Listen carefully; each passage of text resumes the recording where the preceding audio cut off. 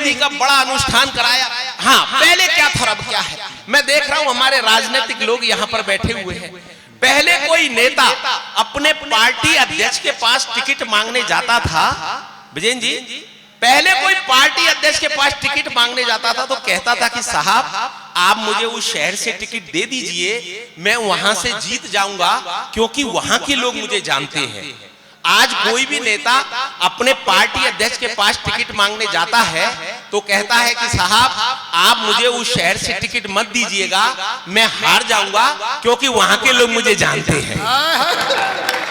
क्या बढ़िया बात है, बहुत बढ़िया, क्या सलीके से। ये स्थितियां साहब, पहले कोई लड़की अपनी माँ से पूछती थी कि माँ मैं जीन्स पहन लूं, तो उसकी माँ उससे मना करती, नहीं बेटा जीन्स नहीं पहनना, अच्छी बात नहीं है। आज कोई लड़की अपनी माँ से पूछती है कि माँ मैं मिनी स्कर्ट पहन लूं, तो उसकी माँ कहती है बेटी पहन ले, कुछ तो पहन ले।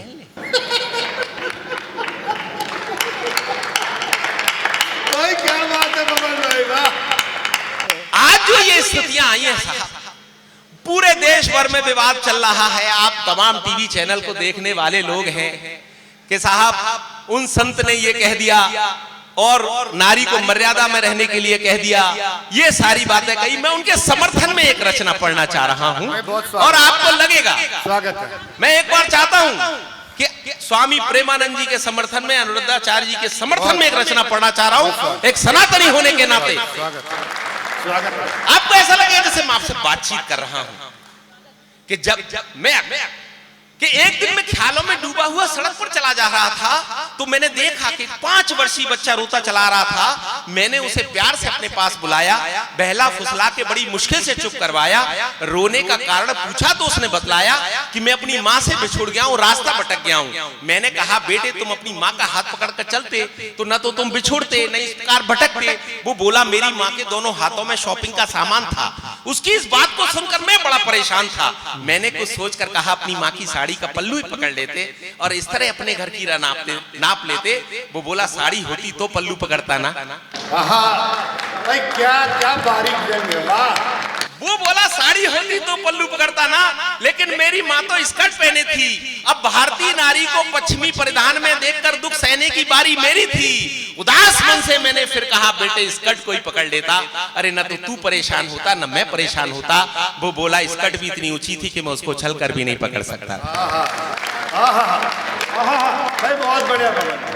वो बोला स्कर्ट भी इतनी ऊंची थी कि मैं उसको छल कर भी नहीं पकड़ सकता था। मैं समझ गया कि फैशन की मारी कोई युक्ति होगी जिससे अपना बच्चा भी नहीं समझ सकता था, जिसे सिर्फ अपने हुस्न फैशन और जवानी से प्यार था, न भारतीय सभ्यता से प्यार था, न अपने बच्चे से प्यार था, न भारतीय सभ्यता से प्यार था। बहुत बढ़िया।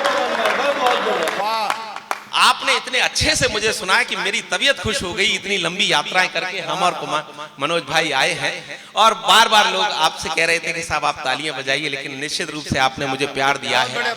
मैं और कुमार मनोज अभी दुबई गए थे, तो जैसे आप तो बहुत बढ़िया तरीके से ताली बजा रहे हैं साहब।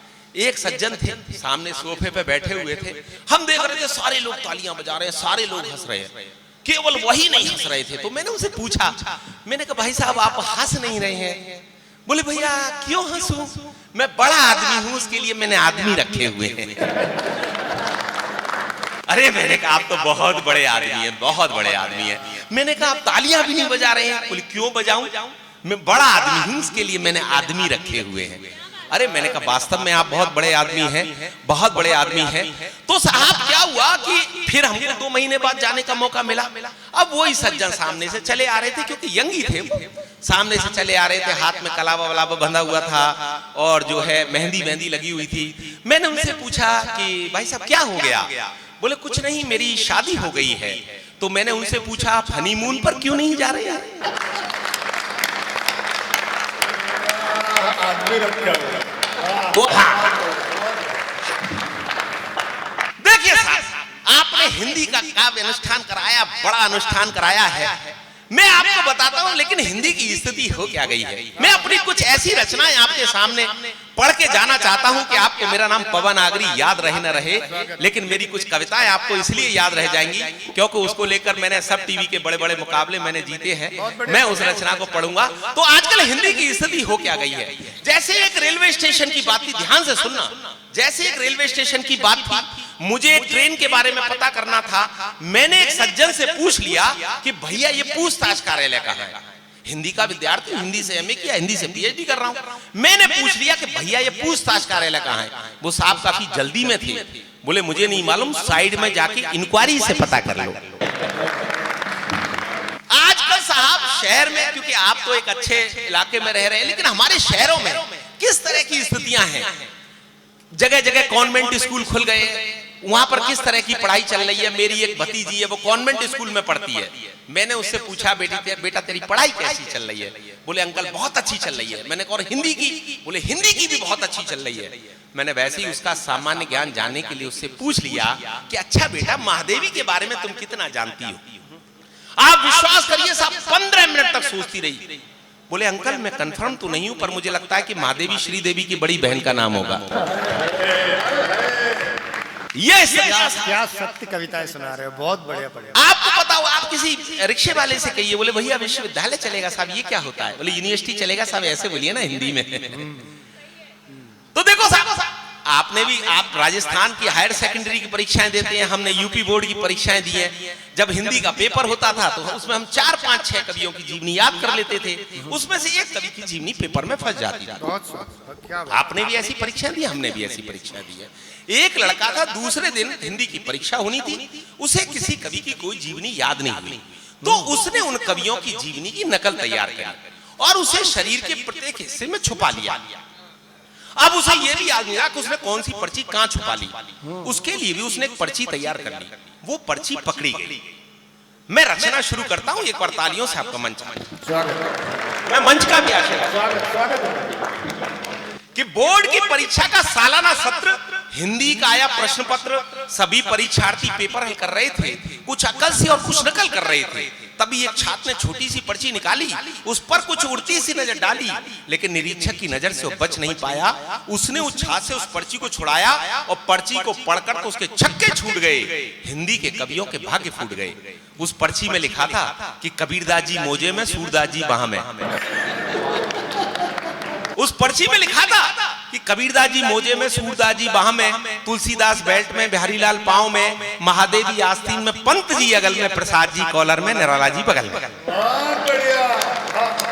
कि कबीरदास जी मोजे में, सूरदास जी बाह में, तुलसीदास बेल्ट में, बिहारी लाल पांव में, महादेवी आस्तीन में, पंत जी अगल में, प्रसाद जी कॉलर में, निराला जी बगल में, और शेष के लिए एक छोटी सी पर्ची घड़ी के डायल में, जिसमें हिंदी साहित्य का इतिहास मिल जाएगा। और नकल करते यदि पकड़ा गया तो एक बड़ा नोट पीछे की जेब में, जिसे पाकर निरीक्षक खिल जाएगा। कि नकल करते यदि पकड़ा गया तो एक बड़ा नोट पीछे की जेब में, जिसे पाकर निरीक्षक खिल जाएगा। हमें देखकर उस लड़के की बुद्धिमत्ता पर बड़ा आश्चर्य हुआ कि देखो ये लड़का कितना दूरदर्शी है। अरे हम सबसे ज्यादा मर्मस्पर्शी है। यदि ये बड़ा होकर कुछ नहीं बन पाया तो जरूर ये नेता बनेगा और हम जैसे शिक्षित बेरोजगारों का प्रणेता बनेगा। ये देखते ही देखते हमसे बहुत दूर निकल जाएगा और हम जैसा युवा इस शिक्षा की चक्की में पिसता ही रह जाएगा। हम जैसा युवा शिक्षा से बहुत बहुत। मैं आपको बताता हूं, उन्होंने बताया कि साहब ये बनिया है, बार बार कह रहे हैं हाँ भाई मैं अग्रवाल बनिया हूं। अब ये सब लोग मुझे चिढ़ाते हैं साहब। मुझसे एक बार बोले देखो पवन आगरी तुम्हारा इस देश की देशभक्ति में, इसके में क्या योगदान है तुम्हारा? ये यादव है। बोले देखो हमारी अहीर रेजिमेंट है, जो ब्राह्मण बैठे थे उन्हें साहब हमारी परशुराम सेना है। राजपूत बोले कि हमारी राजपूत रेजिमेंट है। तुम्हारा इस देश में क्या है? हमने कहा आपकी ऐसी बात नहीं है, हमको तो सरकार ने पहले से ही देशभक्ति का सर्टिफिकेट दे रखा है। आप जब भी सड़क पर चले जाइए वहां आपको बहुत बड़े बड़े होर्डिंग लगे मिलेंगे सरकार के द्वारा, और उस पर लिखा रहता है देशभक्त बनिए।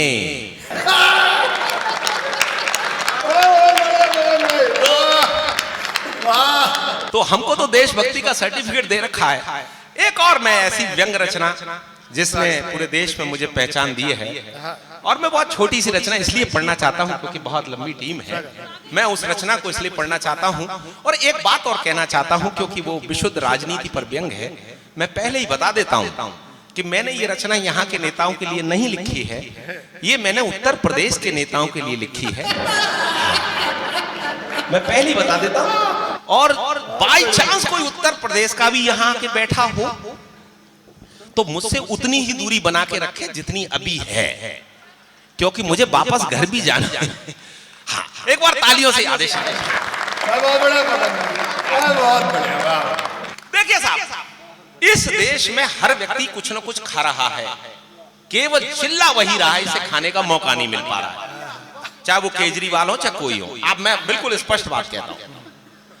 तो साहब एक रचना जो जिससे मुझे पहचान मिली है, मैं उस रचना को पढ़ना चाहता हूं कि हमारे एक मित्र खाने की प्रतियोगिता में लगातार 20 साल से फर्स्ट आ रहे हैं, 20 आदमियों का खाना अकेले ही खा रहे हैं। एक दिन हमने उनसे कहा कि मित्र आश्चर्य है, महंगाई के दौर में भी तुम इतना खा रहे हो, वास्तव में खाने की दौड़ में तुम बहुत आगे जा रहे हो। हमारी बात को सुनकर भी कुछ उदास हो गए, पहले कुछ दूर खड़े थे मगर पास हो गए, बोले अरे हम कहां, कुछ हमसे भी अधिक खा रहे हैं और इतना खाकर भी बड़े मजे से पचा रहे हैं, क्योंकि भैया यह स्वतंत्र भारत है, यहाँ खाने की सब में आदत है। बहुत बढ़िया वाह। क्योंकि भैया यह स्वतंत्र भारत है, यहाँ खाने की सब में आदत है। विधायक विधान खा रहे हैं, सांसद संविधान खा रहे हैं, अफसर ईमान खा रहे हैं, पंडित कुरान खा रहे हैं, मुल्ला कुरान खा रहे हैं, और कुछ ऐसे भी हैं लोग जो मेरा समूचा हिंदुस्तान खा रहे हैं। कुछ ऐसे भी हैं लोग जो मेरा समूचा हिंदुस्तान बहुत